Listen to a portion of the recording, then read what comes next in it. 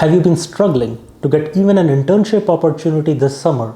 If so, can you imagine how difficult it could be when you're looking for a full-time job later after you graduate? It is important to clearly understand. Getting a job is one thing and building a career is another. In the short term, not succeeding in getting an internship or getting a job is okay as long as you are in the process where you put yourself in the process of building a strong career.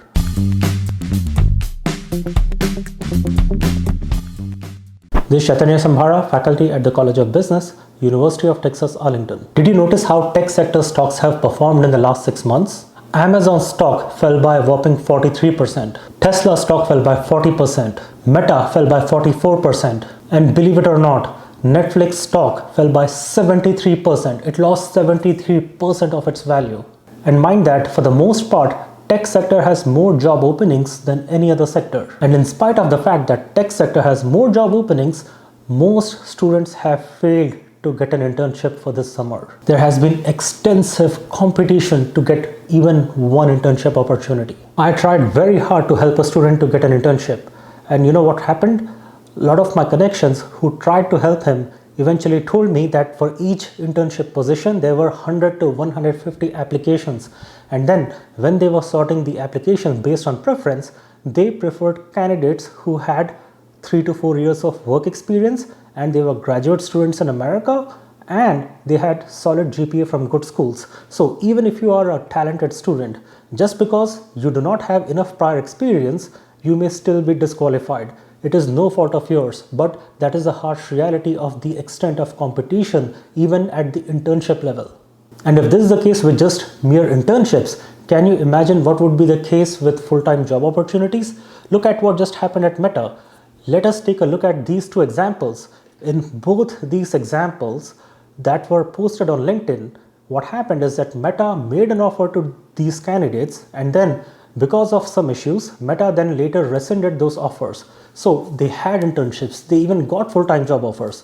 And in spite of that, at the last minute, the job offer was taken away. And one of the reasons why these job offers are getting rescinded is that even though you got an offer from a company, if you fail to secure H-1B visa in the lottery system, where you have the chance of only 1 in 5 for your H-1B to be picked up in that lottery, if that does not happen, the company drops its interest in you. Initially, a lot of companies were willing to send such candidates to Canada until they get their H-1B eventually, but now even that is not happening as much.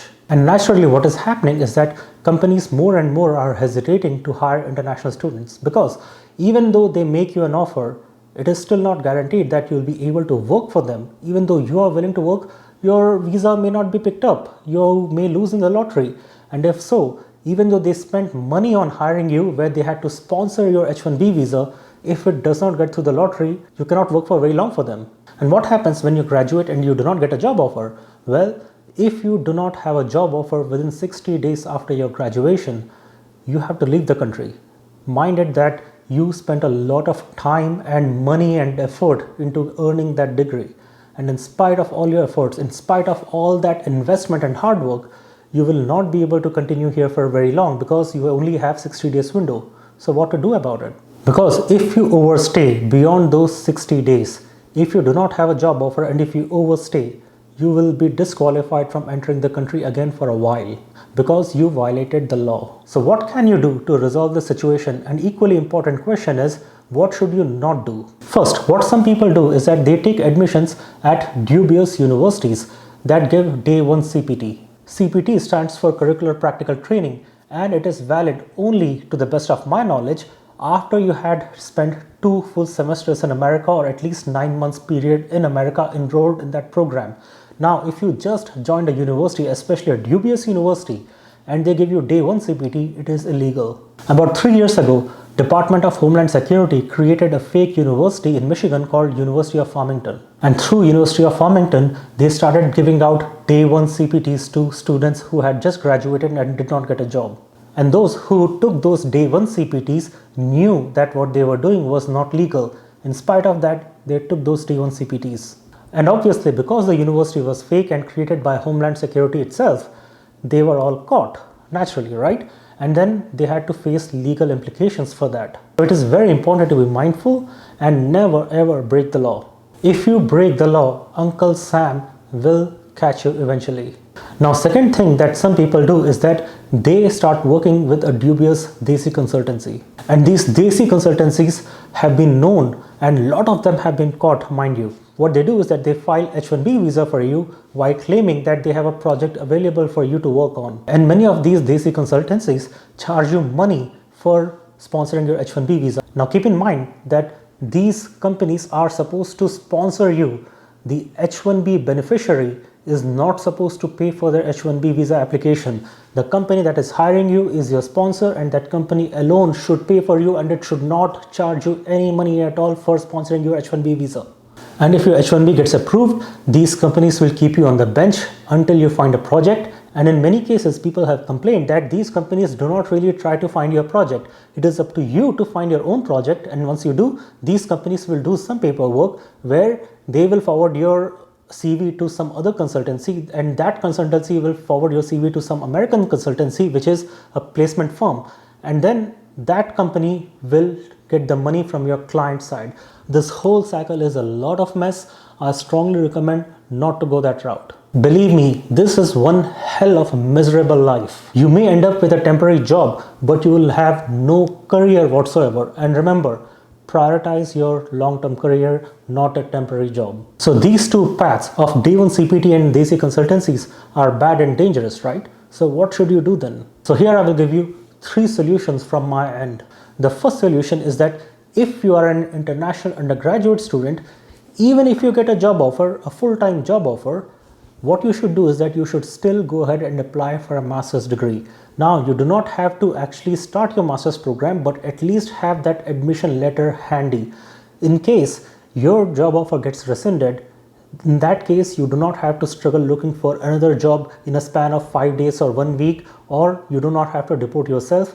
You can put yourself through a master's program, and then you can continue studying and equip yourself with more skills and more knowledge, and again try later for a job. This I'm suggesting based on what happened to these students at Meta. Similarly, if you're a master's student who is about to graduate in fall, if you are not getting a job offer, if you even fail to get an internship, and if you're struggling to get a job offer, what you can try doing is that you can try delaying your graduation until spring or next summer.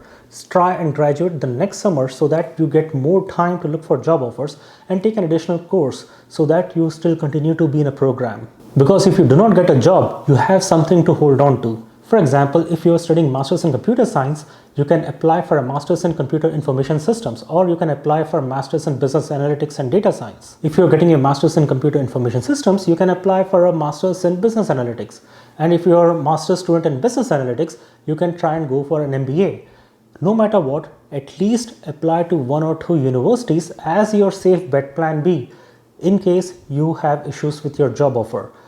It will not cost you all that much, but it will give you some safe cushion. The next possible solution is what I followed myself. This is what I did when I failed to get a job offer. Now, when I graduated in 2008, I had 4 job offers, and all those 4 job offers were rescinded. This was at the time of peak of 2008 recession. And I was very frustrated. What happened is that I graduated in fall, and I had not applied for a master's program or any such thing by then. Okay. And then I struggled to find a job, and I had only 60 days, right? So after about 35-40 days, I saw that things were not working out. So I reached out to Georgia Pacific, where I was an intern while I was a student, and they accepted to take me back. And because they gave me a job offer, that was a temporary job, and because I got that temporary job, it was full-time but temporary job. What happened is that I was able to apply for an OPT, and now because I had an OPT, I could work on that OPT for 3 years. But then what happened is that my family started putting pressure on me to apply for a PhD program, and I was not all that much interested in applying for a PhD. But because family kept asking me and I tried to evaluate what could be done, I sent an email to a professor, and then I finally met my doctoral advisor. And until then, I did not have a strong plan to go for PhD, right? But then when I met him, I was completely bowled over by his knowledge, his personality, and how intellectually capable he was. And then I knew that I found my guru because I wanted to be like him. I've admired him so much that, oh my goodness, is this the kind of people I will be working with? If this is the kind of personality, if this is the kind of ideas that they have, and this is the quality of those people who have PhDs, you know what? If I put myself in their company, I will also improve and refine as a person. And because I felt that I found my guru, I decided that, you know what? Forget these jobs. I will just pursue a PhD program, and I would rather not be in this all-time stressful situation where I need to find a job within 3 years. And what could happen if the company decides to lay me off? Because I was not an employee, I was just a temporary worker. That was not a good situation to be in. So PhD was my safe bet, and I really wanted to finish it because of the people in that PhD program. And I can promise you that was the best decision. It was one of the best things that could have happened to me. But now let me make this clear again. Going for a full-time PhD program is not everybody's cup of tea. It is not for everyone. And you probably have an idea if it is for you or if it is not for you. Now in my case, even though I did masters in computer science, I knew that a PhD in computer science was not for me. I was not that interested. I was more interested in technology, which is computer science, and its role in businesses, which is computer information systems. So that was a perfect combination for me, where it was not all technical and it was not all business. In fact, it was a perfect combination of the two. Now let me explain why you should consider applying for a PhD program. What you should at least do is that you should apply for a master's degree and possibly also apply for PhD admissions, and at least have the admission handy. And the reason why I say this is because go to any university campus, wait for the class to be over so that all the students walk out, right? Now throw a stone. Whichever person's head the stone falls on would be an international student, most likely, if a graduate student, and then pursuing a master's degree. Now one great solution for you to get a job is that put all these master's students in a big stadium, all the international master students in a big stadium, look at them all and say that, you know what, there are too many of us. Please, I am looking for a job and I need a job. So can you please go out? If you leave, the competition will be reduced and I will be able to get a job offer. तो मुझे बहुत तकलीफ हो जाएगी।